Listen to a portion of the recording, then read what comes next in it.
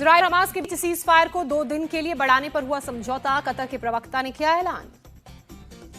Israel मामूली गतिरोध के बाद बंधकों की चौथी लिस्ट पर हुआ राजी। हमास ने युद्ध विराम बढ़ने का श्रेय कतर और इजिप्ट को दिया। हमास ने सीज फायर को 2 दिन बढ़ाए जाने के बाद 11 बंधकों को रिहा किया। रेड क्रॉस को सौंपे गए बंधक। हमास ने बंधकों को रिहा करने का वीडियो किया रिलीज। रेड क्रॉस की टीम के साथ जाते नजर आए बंधक। रिहा किए गए बंधकों में ज्यादातर महिलाएं और बच्चे। बीमार बच्चों को व्हील चेयर पर एम्बुलेंस तक ले जाते दिखे हमास के लड़ाके। इजरायली बंधकों को लेकर गाजा पट्टी से इजरायली सीमा में पहुंची रेड क्रॉस की टीम। आईडीएफ ने जारी किया बॉर्डर में घुसती गाड़ियों का वीडियो। हमास ने सीज फायर के दौरान 69 बंधकों को रिहा किया। 4 बंधक पहले ही किए गए थे रिहा, जबकि एक बंधक को इजरायली सैनिक ने किया रेस्क्यू। 11 बंधकों की रिहाई के बदले इजराइल करेगा 33 फिलिस्तीनी कैदियों को रिहा। रेड क्रॉस की टीम वेस्ट बैंक में इजराइल के ऑफिर जेल जाएगी। फिलिस्तीनी कैदियों की रिहाई से पहले इजरायली जेल के बाहर जमा हुए उनके रिश्तेदार हाथों में फिलिस्तीन के झंडे लिए लहराए। इजरायली पीएम बेंजामिन नेतन्याहू ने कहा इजराइल हमास को खत्म करने और बंधकों की रिहाई के लक्ष्य को करेगा पूरा। फिलिस्तीन के विदेश मंत्री रियाद अल मलिकी ने जताई सीज फायर को जारी रखने की जरूरत। कहा गाजा में और मौत को टालने के लिए सीज फायर को जारी रखना जरूरी। युद्ध के बीच इजराइल पहुंचे एलन मस्क किबुत्स के खंडरों का किया दौरा। पीएम नेतन्याहू मौजूद रहे। एलन मस्क ने इजराइल का समर्थन करते हुए कहा हथियारों का खात्मा जरूरी है, जंग के बाद गाजा को बनाने में मदद करूंगा। एलन मस्क ने किया इजराइल की संसद केनेसेट का भी दौरा। स्पीकर ने दी संसद की कार्रवाई की जानकारी। गाजा में तेज हवा और बारिश ने बढ़ाई बेघर हुए फिलिस्तीनियों की मुसीबत। टेंट में रखे कपड़े भीगे, खाने की हो रही है किल्लत। उत्तरकाशी के सिलक्यारा टनल में 41 मजदूरों के रेस्क्यू के 17वें दिन खराब मौसम का खतरा मंडराया। मौसम विभाग ने जारी किया बारिश का येलो अलर्ट। मैनुअल ड्रिलिंग का काम अब तक 1.9 मीटर तक हुआ पूरा। ऑगर मशीन का फंसा हुआ पार्ट निकालकर पाइप डाला जा चुका है। रेस्क्यू टीम वर्टिकल ड्रिलिंग में भी जुटी हुई है। अब तक 36 मीटर तक की गई है वर्टिकल ड्रिलिंग। करीब 50 मीटर वर्टिकल ड्रिलिंग की जानी बाकी। नोडल अधिकारी नीरज खेरवाल ने बताया अगले 6 मीटर को मैनुअली ड्रिल करना चुनौतीपूर्ण रहेगा। अभी करीब 12 मीटर करनी होगी हाथों से ड्रिलिंग। नोडल अधिकारी के मुताबिक मैनुअल ड्रिलिंग में 12 लोगों की टीम लगी। रोटेशन पर की जा रही है हाथों से ड्रिलिंग। टनल में फंसे लोगों के लिए भेजा जा रहा है खाना। खाने को सही तरीके से पहुंचाने के लिए की जा रही है पैकिंग। उत्तरकाशी टनल रेस्क्यू पर पीएम मोदी ने कहा सरकार और तमाम एजेंसियां फंसे हुए 41 मजदूरों को निकालने में कोई कसर नहीं छोड़ रही। पीएम मोदी ने कहा रेस्क्यू ऑपरेशन में प्राकृतिक आपदा चुनौतियां लगातार बनी हुई, इसके बावजूद हम डटे हुए हैं। इस अभियान को हमें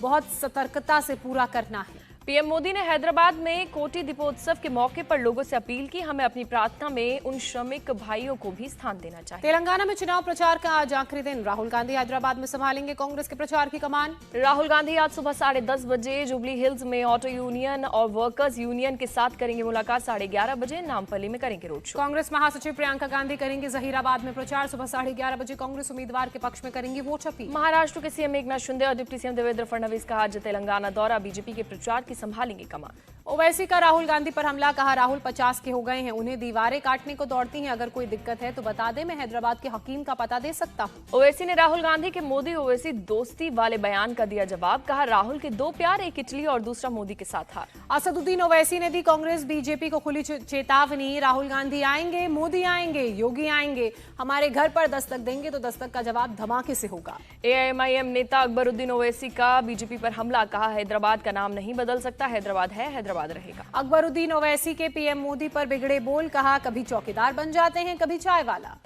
हेमंत बिस्व शर्मा का असदुद्दीन ओवैसी पर हमला। कहा हैदराबाद में हमास का पोस्टर लगाते हो, यहाँ क्या फायदा, वीजा पासपोर्ट बना देता हूँ, गाजा में जाकर लड़ो। असम के सीएम ने पुलिस को धमकाने पर दिया जवाब। कहा हमारी सरकार आएगी तो ओवैसी और उसके भाई को जेल में डाल देंगे। हेमंत बिस्व शर्मा ने इब्राहिमपट्टनम में किया रोड शो। भारी संख्या में लोग शामिल। हैदराबाद में प्रधानमंत्री मोदी ने रोड शो किया। कहा बीआरएस को पता चल गया, 3 दिसंबर को उसका टिकट कट जाएगा। संस्कृति और टेक्नोलॉजी तेलंगाना की पहचान। पीएम बोले केसीआर ने अंधविश्वास का ठप्पा लगाया। पीएम मोदी ने कहा केसीआर ने बीजेपी से दोस्ती करने की कोशिश की, पर हम तेलंगाना के खिलाफ नहीं गए।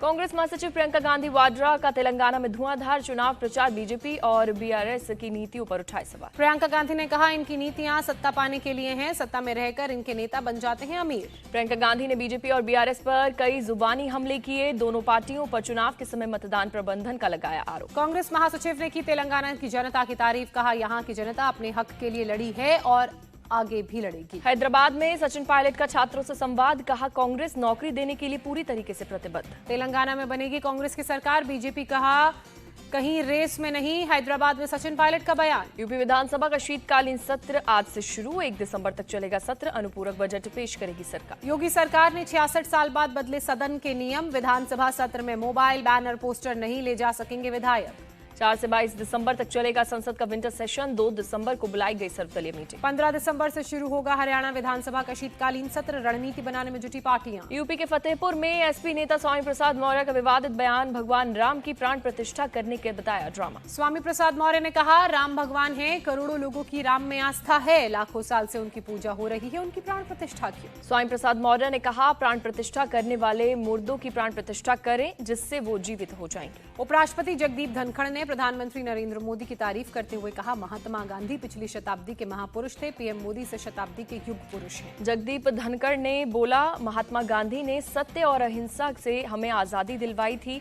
पीएम मोदी देश को उस रास्ते पर लाए हैं जिस पर हम देश को देखना चाहते हैं। उपराष्ट्रपति ने की महात्मा गांधी और नरेंद्र मोदी की तुलना। कहा, दोनों लोग हृदय से रामचंद्र जी का सम्मान करते हैं।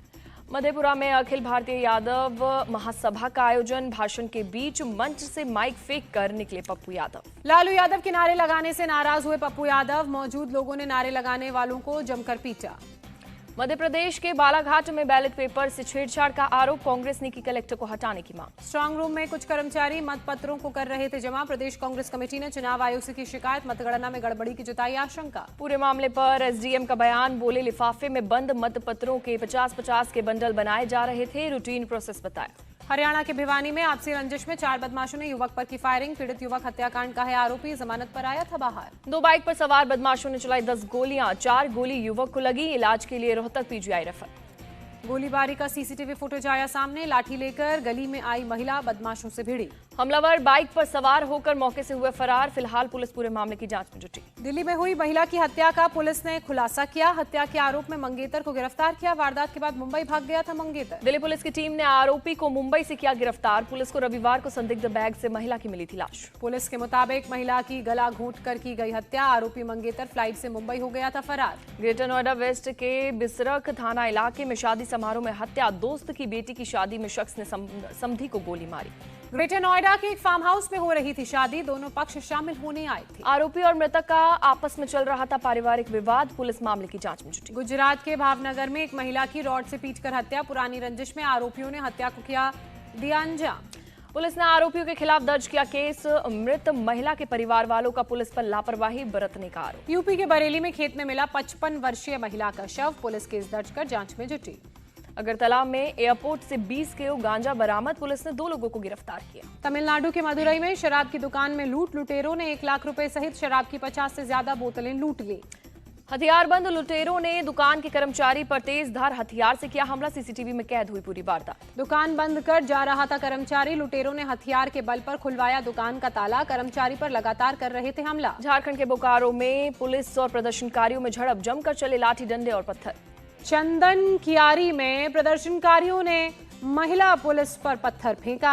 हमले के बाद पूरा इलाका रण क्षेत्र में तब्दील हो गया। धरना दे रहे लोगों ने पुलिस को बनाया अपना निशाना। हंगामे में कई पुलिस वाले हुए घायल। हालात को काबू करने के लिए पुलिस ने किया लाठीचार्ज। प्रदर्शनकारियों ने कई गाड़ियों में तोड़फोड़। राजस्थान के प्रतापगढ़ में तेज रफ्तार बस पलटी। कई लोग घायल हुए। सड़क से नीचे खाई में गिरी बस। स्थानीय लोगों और पुलिस की टीम ने मौके पर चलाया रेस्क्यू ऑपरेशन। सभी घायलों को पहुंचाया गया अस्पताल। ग्रेटर नोएडा में सड़कों पर स्टंट और सायरन बजाकर चलने वालों के खिलाफ कार्रवाई। 5 गाड़ियां जब्त कर मुकदमा दर्ज किया गया। पुलिस ने 5 लोगों को गिरफ्तार किया। 12 गाड़ियों का चालान काटा। सायरन बजाकर सड़कों पर नोट उड़ाते दिखे। तमिलनाडु की मदुरई में एक ज्वेलरी शॉप में लगी आग। फायर ब्रिगेड की टीम ने आग पर पाया काबू। आग में झुलसकर एक शख्स की मौत हुई। घायल अवस्था में शख्स को लाया गया अस्पताल। डॉक्टरों ने किया मृत घोषित। भीषण आग की चपेट में फंस गया था शख्स। फायर कर्मियों ने कांच तोड़कर घायल शख्स को बाहर तो निकाल लिया, लेकिन अस्पताल में डॉक्टर ने मृत घोषित किया। विशाखापट्टनम में जू कर्मचारी पर भालू का हमला। कर्मचारी की हुई मौत। दिल्ली एनसीआर में सोमवार शाम बारिश हुई। बारिश के बाद ठंड बढ़ सकती है। दिल्ली में बारिश का उड़ानों पर पड़ा असर। कई फ्लाइट को किया गया डायवर्ट। दिल्ली में बारिश के बाद प्रदूषण में मामूली सुधार। दिल्ली का औसत AQI लेवल आज सुबह 365 दर्ज किया गया। हरियाणा के झज्जर में मूसलाधार बारिश से बढ़ाई लोगों की परेशानी। सड़कों पर जल जमाव। कई दुकानों में भी घुसा पानी। चेन्नई में कई इलाकों में भारी बारिश। सड़कों पर भरा बारिश का पानी। लोगों को हुई परेशानी। देव दीपावली पर रोशन हुआ वाराणसी। घाटों समेत पूरे शहर में जलाए गए 21 लाख दिए। सीएम योगी और हरदीप पुरी ने देव दीपावली उत्सव पर दीप प्रज्वलित किए। कहा, आशा, आस्था और आत्मीयता से जगमग काशी। वाराणसी में देव दीपावली देखने पहुंचे 70 देशों के राजदूत और राजनयिक गंगा आरती में भी हुए शामिल। सीएम योगी डेनमार्क के राजदूत के साथ बोट पर सवार होकर जगमग घाटों को देखने पहुंचे। डेनमार्क के राजदूत फ्रेडी स्वेन ने सीएम योगी के साथ फोटो खिंचवाई। वाराणसी में यूरोपीय यूनियन के राजदूत हार्वे डेल्फिन लेजर और साउंड शो देखने के लिए पहुंचे। कहा, मैंने आधुनिकता और परंपरा के बीच इस अविश्वसनीय पल को देखा। सूडान के मार्टिन डेनियल मांडेल देव दीपावली देख गदगद हुए। कहा, पहली बार मैंने देखा ऐसा नजारा। आमंत्रित करने के लिए भारत सरकार का धन्यवाद। ग्रीस के राजदूत दिमित्रियोस ने बताया विश्वसनीय अनुभव। कहा, हमें भारतीय आध्यात्मिकता को बेहतर ढंग से समझने का मौका मिला। गुजरात के द्वारका में धूमधाम से मनाया गया देव दीपावली का पर्व। कार्तिक पूर्णिमा पर दियों से जगमगाया द्वारका। गुरु नानक जयंती पर गुरुद्वारे पहुंचे पीएम मोदी। हैदराबाद में अमीरपेट गुरुद्वारे में मत्था टेका। राजस्थान के जोधपुर में गौशाला से अयोध्या भेजा गया 600 किलो घी। भगवान श्री राम के प्राण प्रतिष्ठा में होगा इस्तेमाल। रूस में भारी बर्फबारी का कहर। मॉस्को में सामान्य से 3 गुना ज्यादा करीब 10 इंच बर्फ गिरी।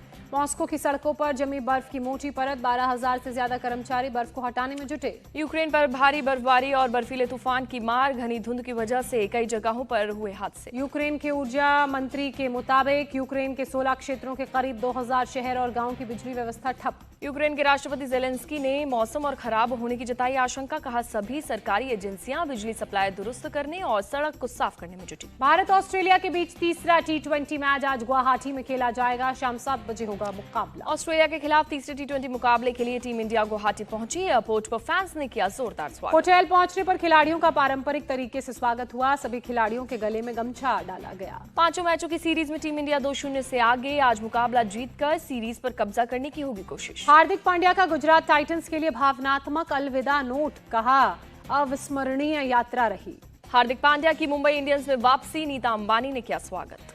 पांड्या की वापसी को नीता अंबानी ने हार्दिक पुनर्मिलन बताया। कहा, स्टार बनने तक हार्दिक पांड्या ने काफी मेहनत की। शुभमन गिल बने गुजरात टाइटंस के नए कप्तान। टीम ने सोशल मीडिया पर दी जानकारी। इंडियन क्रिकेट टीम के पूर्व कोच रवि शास्त्री का बयान। 2024 T20 वर्ल्ड कप में भारत कड़ी टक्कर देगा। भारतीय बल्लेबाज ईशान किशन का छलका दर्द। कहा, विश्व कप के दौरान बाहर बैठना बुरा लगा। सूर्य कुमार यादव ने रिंकू सिंह की जमकर तारीफ की। कहा, भारत का बेस्ट फिनिशर बनने के लिए तैयार है। न्यूजीलैंड के कप्तान टिम साउदी टेस्ट क्रिकेट को लेकर उत्साहित। बोले, टेस्ट क्रिकेट को पसंद करते हैं, प्राथमिकता देते हैं। जम्मू कश्मीर में लेजेंड्स लीग का क्रिकेट टूर्नामेंट। न्यूजीलैंड के पूर्व क्रिकेटर रॉस टेलर जम्मू पहुंचे। चरखी दादरी में अपने पुश्तैनी घर पहुंची गीता फोगाट। बोली, यहाँ बहुत सारी यादें जुड़ी। गीता फोगाट अपने पुराने घर पहुंचकर काफी खुश नजर आईं। घर का वीडियो बनाकर सभी को दिखाया। भारत की महिला गोल्फर अदिति अशोक की बड़ी जीत। स्पेन में Andalucia Costa del Sol Open जीता। श्रीलंका के प्रेसिडेंट ने खेल मंत्री रोशन राणासिंघे को हटाया। वर्ल्ड कप में हार के बाद हुए विवाद पर की कार्रवाई। यानिक सिनर ने दिलाया इटली को 47 साल के बाद डेविस कप खिताब। फाइनल में ऑस्ट्रेलिया को मिली हार। एशिया की सर्वश्रेष्ठ युवा एथलीट चुनी गई शीतल। एशिया पैरालंपिक समिति ने किया सम्मानित। बैडमिंटन खिलाड़ी HS प्रणॉय और लक्ष्य सेन सैयद मोदी इंटरनेशनल टूर्नामेंट में शामिल नहीं होंगे। नाम वापस लिया। भोजपुरी स्टार अक्षरा सिंह की राजनीति में एंट्री। प्रशांत किशोर की जन स्वराज पार्टी से जुड़ी।